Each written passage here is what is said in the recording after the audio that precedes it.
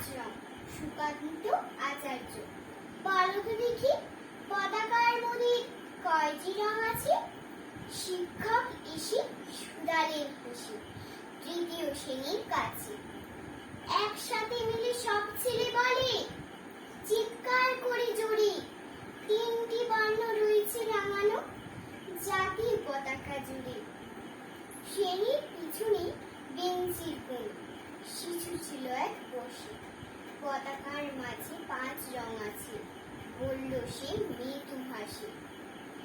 কথাটা শুনে বাকি শিশুগণে হেসে খায় লুটোপুটি। শিক্ষক রেগে বলেন হেঁকে, বোঝাও কি করে 5টি?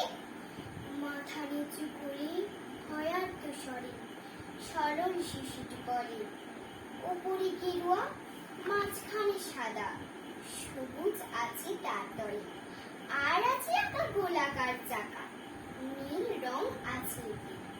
শিক্ষক বলেন, এটি কি ধরলে তবুও হচ্ছে 4টে?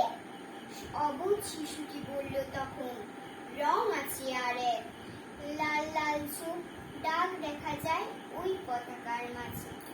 বাবাকে যখন আনলে ওরা কফিনে ঝাঁকা করে, জড়ানো রয়েছে দুখানা তার পতাকার ফুলে। রক্তের দাগে ছিল লাল চোখ ওই পতাকার মাঝে। এই নিয়ে মোট হলো 5টি। এবার তো ঠিক আছে। সরল শিশুটির জবাব খানি কাঁপিয়ে দিল বুক। অশ্রু এলো নয়ন ভরে, শুকনো হলো মুখ।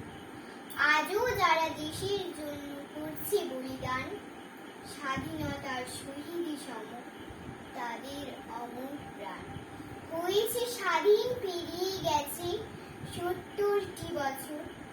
দেশ বাঁচাতে যাচ্ছে যে প্রাণ, রাখছি কি তার খবর? দেশ বাঁচাতে যাচ্ছে